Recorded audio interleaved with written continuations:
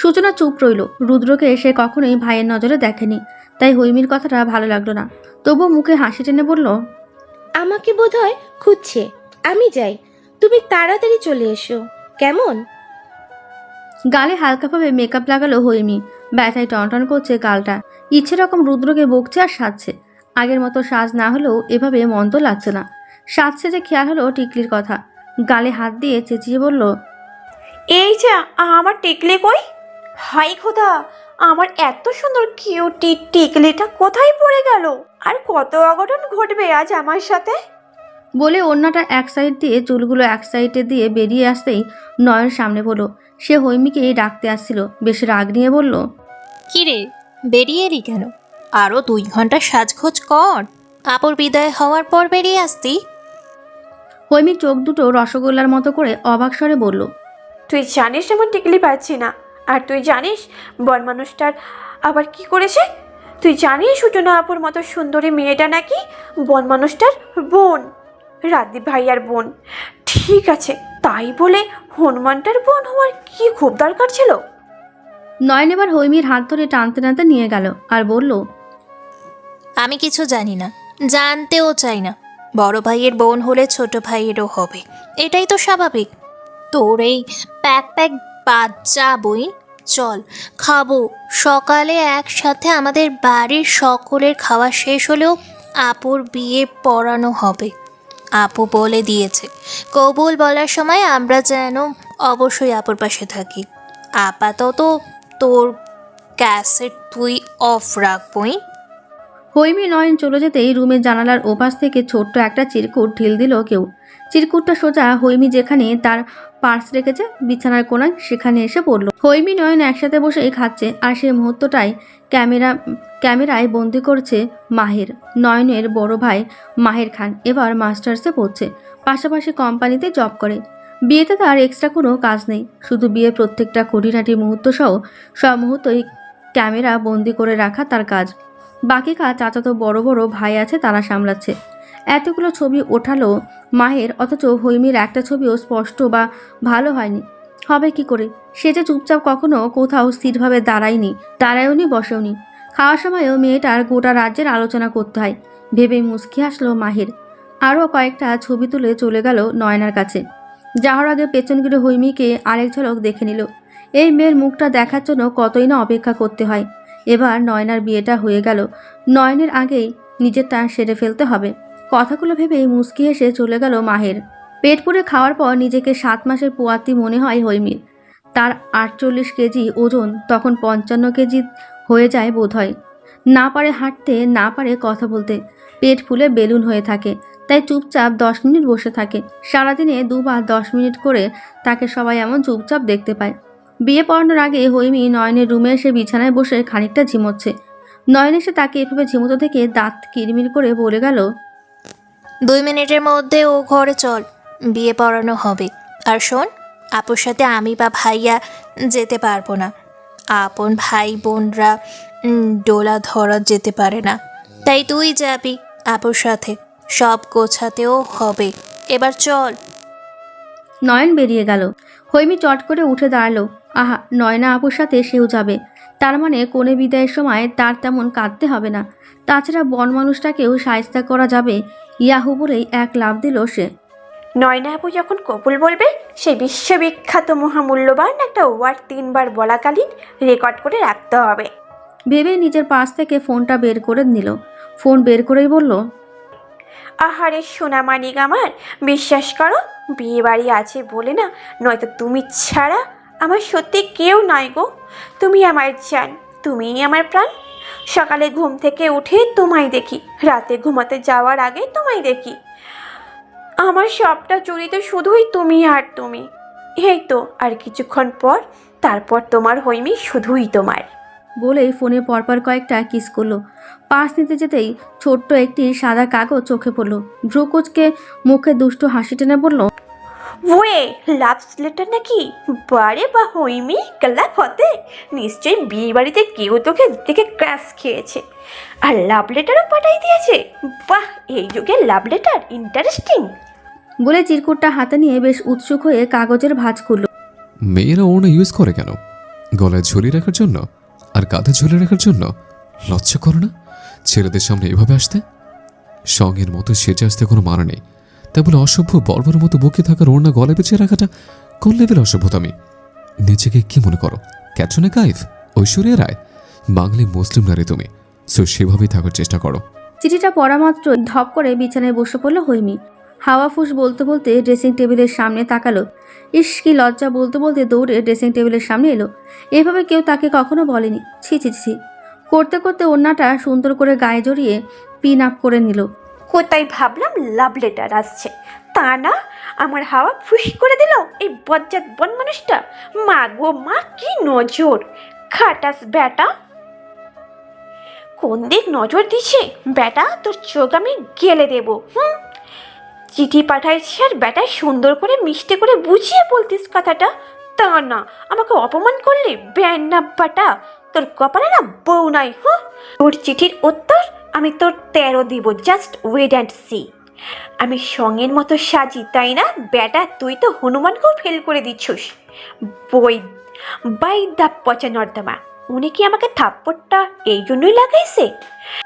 বারে আজব কাহিনী তো। উনি কি আমার গার্ডিয়ান নাকি যে ভুল করলে মার লাগাবে? এই হৈমির গায়ে হাত তোলার সাহস আজ অব্দি কেউ করে দেখায়নি, আর তুই বিনা পারমিশনে আমার কিউট গার্লটাকে লাল করেছিস।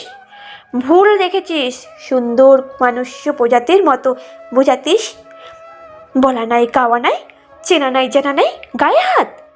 পরক্ষণে চমকে উঠল হৈমি। হাই আল্লাহ, চরের ছুতোই আমাকে ছুঁয়ে দিল না তো? ইস কেমন লোহার মতো হাত! ছি, রাক্ষস একটা। সুন্দরী মেয়ে পেয়ে ছোঁয়ার ধান্দা, লুচু কথাকার। একদমই কথাগুলো বলে নিজেকে আয়নায় খুঁটিয়ে খুঁটিয়ে দেখতে লাগলো। নিজে নিজেকে চোখ টিপ দিয়ে ডান হাতের 4 আঙুলে কিস করে সেটা নিজের গালে ছোঁয়ালো আর বলল, ইস হৈমন্তী, তুই কি জোশ রে! এত কিউট কেন তুই? একটা পাপ্পি না দিয়ে তো থাকতেই পারি না তোকে। নিজে নিজেকেই তো দেখে ক্রাশ খাই বারে বার। না জানি কোন পলা কবে আয়সা তৈলা নিয়ে যাই। হাই হাই হাই, বাইদা আমাগো বাড়ির সামনে বিশ্বরট।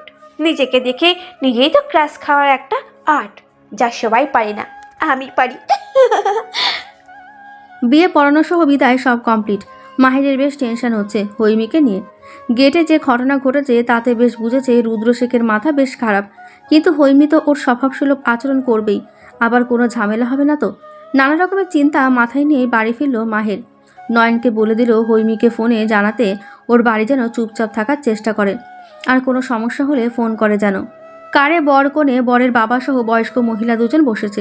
রেদন শেখ বসেছে সামনে। হৈমিকে কারে বসতে বলেছিল, কিন্তু হৈমি সূচনা সহ রাদিফের ভাই বোনদের সাথে বাসে বসেছে। পুরো বাসটাকে মাতিয়ে রেখেছে হৈমি নিজেই। ছোটরা তার সাথে গল্পে মেতে উঠলেও এবার বড়রাও তার গল্পগুলো এনজয় করছে। রাদিফের মামাতো ভাই শোভন অপলকভাবে চেয়ে আছে হৈমির দিকে।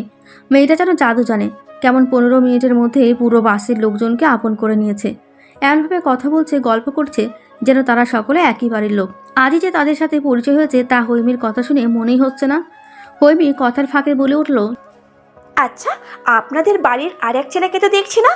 ওই যে বন মানুষটার কথা বলছি, কালো রঙের কাবলি পরা ছিল, ঘাড় অব্দি চুল, এক কানে দুল পরা ছিল।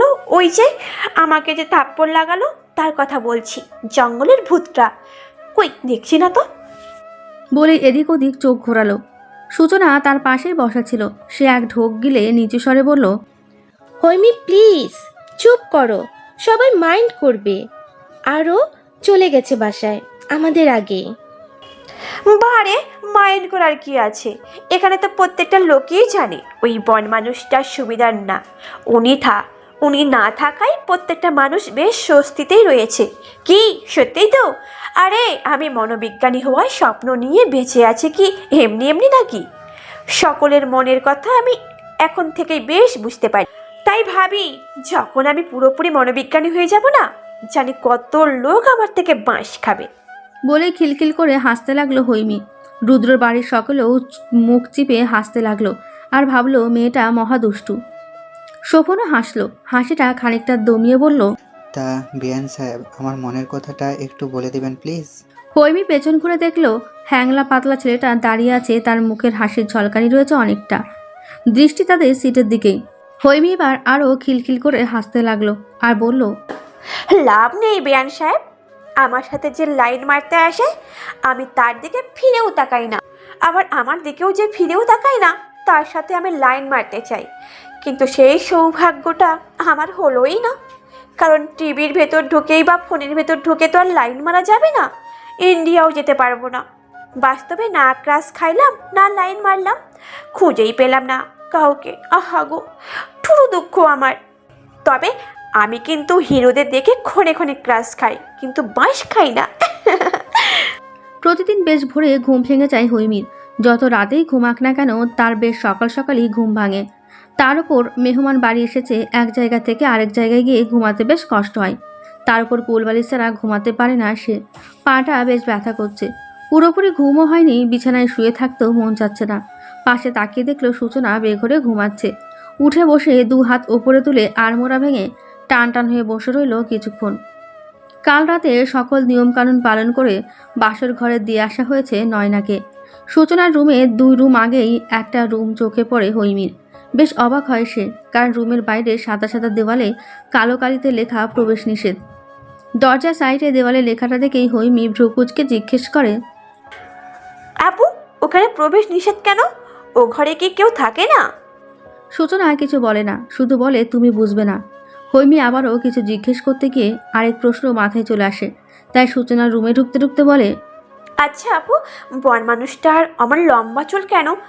ছেলেদের ঘাড় ভর্তি চুল কি বিশ্রী লাগে? ছি, এগুলো দেখেই তো এক দফায় ভয় পেয়ে গেছিলাম। ভাগ্যিস আমার হাতটা স্ট্রং ছিল, নয়তো ওখানেই জ্ঞান হারাতাম। তোমাদের ভয় লাগে না? সূচনা তখন হৈমির মুখে হাত চেপে বলে, চুপ করো বনু, আর কথা বলো না। এগুলো খালামণি শুনতে পেলে খুব কষ্ট পাবে।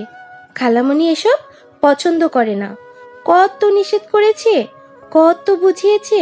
রুনি বাসায় এগুলো নিয়ে কম ঝামেলা হয়নি। রুদ্র কারো কথা শোনে না। সে তার স্বভাব, আচরণ, নিজের ব্যক্তিগত জীবনের সব স্টাইল নিজের মর্জি অনুযায়ী করে থাকে। কাউকে কেয়ার করে না সে।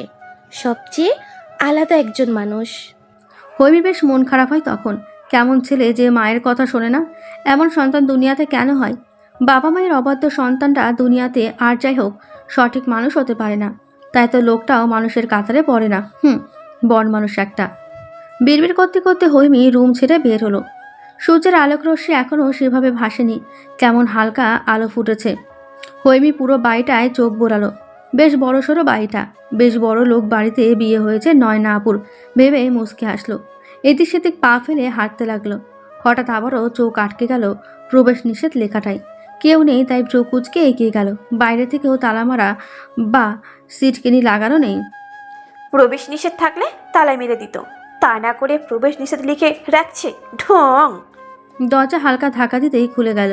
হৈমি প্রথমে চমকে গেল, পরক্ষণে নিজেকে স্বাভাবিক করে নিয়ে মাথা এগিয়ে ভেতরে তাকাতে যেন কারেন্টের শক খেলো। কারণ রুদ্র আধা নগ্ন অবস্থায় বিছানায় হাত পা ছড়িয়ে ছিটিয়ে বের করে ঘুমাচ্ছে। এই প্রথম কোনো পুরুষ মানুষকে এভাবে দেখলো হৈমি। কাপড়বিহীন সব পুরুষ মানুষদের এমন ভয়ঙ্করই লাগে বুঝি। পুরো শরীরে যেন ঠান্ডা বাতাস খেলে গেল হৈমির। বুকের ভেতর টিপ টিপ আওয়াজ করতে শুরু করলো। এক ঢোক গিলে তার কাটখাট হয়ে যাওয়া শুকনো গলাটা ভিজিয়ে নিল। এত ভয়ঙ্কর চেহারা কোন মানুষের হতে পারে? ভেবেই পুরো গায়ে কাঁটা দিয়ে গেল তার। রুদ্রের পুরো শরীরে চোখ বুলালো হৈমি। ভয় লজ্জা দুটোই পেল। বুক থেকে শুরু করে পেট অবধি এত ঘন কালো বেশ বড় লোম যে পুরো বুকটা লোমেই ঢেকে গেছে। দাড়ি মিডিয়াম থাকলেও মাথা ভর্তি চুল যা ঘাড় অবধি। এখন তা বালিশে মেলানো আছে। 3/4 প্যান্ট পরায় হাঁটুর নিচের বড় কালো ঘন লোমগুলোও স্পষ্ট দেখতে পাচ্ছে। বন মানুষ, জঙ্গলে ভূত নাম দিয়ে ভুল করেনি হৈমি। তাই ভেবে এক দীর্ঘশ্বাস ছাড়ল। আর মনে পড়ে গেল সূচনার কথাটা। রুদ্রর মা রুদ্রর এই রূপে কষ্ট পায়। সব ঠিকঠাক লাগলেও বড় বড় চুলগুলো হৈমি হজম করতে পারল না। হৈমির সামনে কোনো তার মা আর সন্তানকে নিয়ে কষ্ট পাবে, তাই হৈমি সহ্য করবে না। তাছাড়া আমার প্রতিশোধ তো নেওয়াও বাকি আছে, মিস্টার বন মানুষ অ্যান্ড জঙ্গলের ভূত। আপনার এই চুলগুলো ভীষণ প্রিয়, তাই না? এইবার দেখেন এই হৈমি কি জিনিস। এবার যা হবে না, এতে হৈমির প্রতিশোধও সফল হবে, এক মায়ের মুখে হাসিও ফুটবে। ইয়াহু! আমাকে লজ্জায় ফেলা, তাই না? এবার নিজেই লজ্জিত হবেন সকলের কাছে। বেশ মজা হবে আজকে। ঢিঙ্কা চিকা ঢিঙ্কা চিকা। গাইতে গাইতে ছুটে সূচনার রুমে এসে নিজের পাশ থেকে ছোট বেশ ধারালো কাঁচিটা নিয়ে আবার দৌড় লাগালো রুদ্রের রুমের দিকে। নিজের কাজে সফল হয়ে বিশ্বজয়ী এক হাসি দিল হৈমি। পুরো কাজটা করতে হৈমির হাত পা বুক প্রচণ্ড কাঁপছিল, হার্টবিট বেড়ে গিয়েছিল কয়েক গুণ। কেচির গ্যাস গ্যাস শব্দে বাই চান্স যদি রুদ্রের ঘুম ভেঙে যায় ভাবতেই তার গলা শুকিয়ে কাঠ হয়ে গিয়েছিল। অবশেষে কাজে সফলতা পেয়েছে। চুলগুলো ওখানে ওভাবেই রেখে দিল। কেচির সাথে ছোট একটু কাগজ নিয়ে এসেছিল, কিন্তু কলমই আনেনি। ভয়ে দম বন্ধ হয়ে আসছিল, কি করবে ভাবতেই এদিক ওদিক তাকালো। টেবিলের ওপর বেশ বই খাতা কলম দেখতে পেল, সেখান থেকে একটি কলম নিয়ে লিখল, হ্যালো মিস্টার জঙ্গল ভূত, গুড মর্নিং। একজন অবলা মেয়ে ভুল করেছে তাই বলে গায়ে হাত তুলবেন, ঠাস ঠাস করে গালখানা লাল করে দিবেন। তবুও আমি কিচ্ছু বলিনি, কিন্তু কাল যখন শুনলাম আপনার এই জঙ্গলের পানা এমন বাবরি চুলের জন্য আপনার মা কষ্ট পায়, তখন আর চুপ করে থাকতে পারলাম না। এতে আপনার মা খুশি হয়ে আমাকে আদরও করে দেবে, আর আমারও আপনার থেকে প্রতিশোধ নেওয়া হয়ে যাবে। আপনার যেমন চুলগুলো প্রিয়, আমার তেমন নিজের গালগুলো খুব প্রিয়। এবার দেখুন প্রিয় জিনিসে দাগ পড়লে কেমন লাগে। উপস, সরি, আপনার তো কাট পড়েছে, দাগ না। সকাল 8টা বাজে। নয়নার পাশে বসে আছে হৈমি। নতুন বউদের দিয়ে বিয়ের পর প্রথম দিন এই বাড়িতে কোনো কাজ করানো হয় না। বউ চুপচাপ বসে থাকবে আর সকলে সে নতুন বউ দেখবে। হৈমির এই বিষয়টা খুব ভালো লাগলো। এই বাড়ির প্রত্যেকটা মানুষই খুব ভালো, শুধু একজন বাদে, ভাবলেও হৈমি। সূচনা রুমে এসে নয়না, হৈমি আর রাদীপকে হালকা নাস্তা পানি দিল। নাস্তা করার পর সব কাজিনরা মিলে টুকটাক গল্প গুজব করছে। হৈমিও গল্প করছে, কিন্তু তার যেন কেমন বুকটা দুরু দুরু করছে। এমন ফিলিংস আগে কখনো হয়নি। রুদ্রকে ওভাবে দেখার পর থেকে তার বুকের ভেতর দুরু দুরু শুরু করেছে, আর সেই দুরু দুরুতে যোগ হয়েছে ভয়। মনে মনে ভাবল, একটু সাবধানে থাকতে হবে, নয়তো গালে আরও কয়টা পড়তে পারে। বিয়ে বাড়িতে অতগুলো লোকের সামনে যে থাপ্পড়টা লাগাতে পারে সে সব পারে। এখন তো এটা তার নিজের বাড়ি। ও মাই গড, আমি নয়না আপুর কাজ ছাড়াই হব না। রেদওয়ান শেখ ফোন দিতেই রাদীপ রুম ছেড়ে বেরিয়ে গেল। আজ বাড়িতে বউ ভাতের অনুষ্ঠান। রুদ্র 10টা 11টার আগে ঘুম থেকে উঠবে না। উঠলেও সে বাড়ির কোনো কাজে হাত লাগাবে না, যতই লোকজন থাকুক না কেন। নিজেদের কাজে নিজেদেরও হাত লাগাতে হয়। রাদীপ গিয়ে প্যান্ডেলের লোকদের দিক নির্দেশনা দিতে লাগলো। শেখ বাড়িতে যে কোনো অনুষ্ঠানেই বেশ বড়সড় আয়োজন করা হয়, আর এটা তো বাড়ির বড় ছেলের বিয়ের অনুষ্ঠান। আয়োজনে কোনো ত্রুটি রাখছে না রেদওয়ান শেখ। হৈমি যখন রুমের দরজা ভিড়িয়ে বেরিয়ে যায় তখনই চোখ খুলে তাকায় রুদ্র। ছোটবেলা থেকেই তার ঘুম বেশ হালকা। সে যখন ঘুমায় তখন তার রুমে কেউ এসে হাঁটাহাঁটি করলেই তার ঘুম ছেড়ে যায়। আজও তার ব্যতিক্রম হয়নি। কিন্তু আজ তার মা বা দাদি আসেনি, এসেছে সেই মেয়েটা। বিয়েবাড়িতে যে মেয়েটাকে প্রথমবার দেখেই তার হৃদস্পন্দন কেঁপে উঠেছিল। রাতের আকাশে হাজার তারার ভিড়ে একটি চাঁদ যেমন সকলের দৃষ্টি আকর্ষণ করে, তেমন হৈমিও সকলের দৃষ্টি আকর্ষণের পাশাপাশি রুদ্রেরও দৃষ্টি আকর্ষণ করেছিল। প্রথম দেখায় ভালো লাগা খারাপ লাগা উভয় ফিলিংসই হয়েছে রুদ্রর।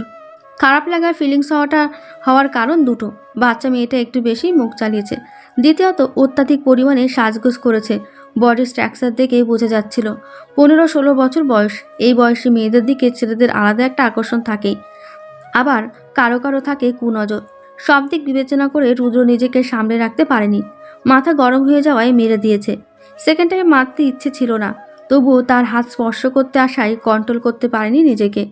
একটি ছেলের হাত একটি মেয়ে এত সহজভাবে কিভাবে ধরতে পারে, লাজ লজ্জার বালাই নেই ভাবতেই রাগ হয়েছিল ভীষণ। কিন্তু এখন যা ঘটলো তার অর্থ কি?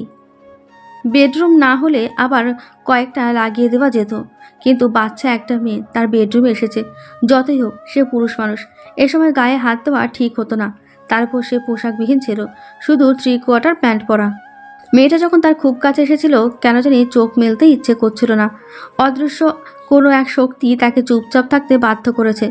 এত বড় একটা কাজ করালো মেয়েটা, তবুও সে চুপচাপ ছিল। কিন্তু কেন? সে তো এমনটা নয়। পাশে রাখা কাগজটা হাতে নিল। হৈমি লেখাগুলো পড়ে রুদ্রের মেজাজ গরম হয়ে গেল। একে তো অন্যায় করেছে, আবার তার লিখে জানানো দিয়ে গেছে। ভয়, ডর, লাজ, লজ্জার মাথা খেয়ে এসেছে নাকি মেয়েটা? মেয়েটার মাথায় স্ক্রু কি একটু ঢিলা? মানসিক সমস্যা আছে নাকি শিক্ষা দীক্ষার অভাব? ভাবল রুদ্র। নিজের কাটা চুলগুলো হাতের মুঠোয় শক্ত করে ধরে রইল কিছুক্ষণ। চোখ দুটো লাল বর্ণ হয়ে গেছে তার। এত বছরে কেউ যা সাহস করেনি, এই মেয়েটা সেই সাহস করেছে।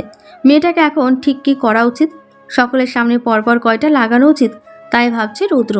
রাদীপ রুদ্রর দাদি এসে নয়নার সাথে রসিকতা করছে। হৈমি বেশ মজা লাগছে দাদির কথাগুলো। দাদি নানা রকম গল্প করার পাশাপাশি বেশ জ্ঞান দিল নয়নাকে। শোনো মেয়ে, বিয়ে জীবনে খুবই গুরুত্বপূর্ণ একটা বিষয়। জন্ম, মৃত্যু, বিয়ে মানব জীবনের 3টা গুরুত্বপূর্ণ অধ্যায়। জন্মগ্রহণ করলে মৃত্যুবরণ করতেই হবে। আর দুনিয়াতে নিজের বংশ বিস্তার করতে চাইলে, নিঃসঙ্গ জীবন কাটাতে না চাইলে বিবাহ বন্ধনে আবদ্ধ হতেই হবে। নয়না দাদির কথাগুলো মনোযোগ দিয়ে শুনল। হৈমির মনটা হঠাৎ খারাপ হয়ে গেল। মলিন চোখে দাদির দিকে তাকালো। দাদি আরও বললেন, বিবাহ একটি প্রকৃতিগত বিধান। সৃষ্টির জগতের বৈধ উপায়ে প্রবহমান রাখা কেবল বিবাহ দ্বারাই সম্ভব করেছেন মহান আল্লাহ তাআলা। বৈধ উপায়ে মানুষের জৈবিক চাহিদা পূরণের নিমিত্তে বিবাহ ছাড়া বিকল্প নেই। বিবাহ সামাজিক কর্মকাণ্ডই গুরুত্বপূর্ণ একটি অংশ, আর বিবাহ বিচ্ছেদ সমাজের ঘৃণিত একটি অংশ।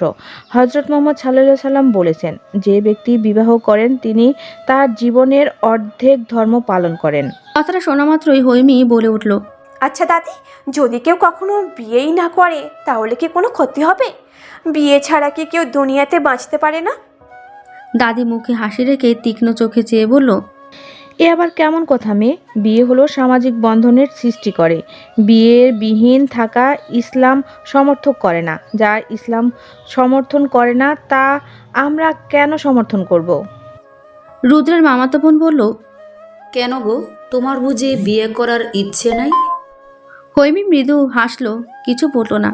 নয়না খানিকটা বুঝে বলল, দাদি, ভালো ছেলে দেখুন তো আমার এই ছোট্ট মিষ্টি বোনটার জন্য।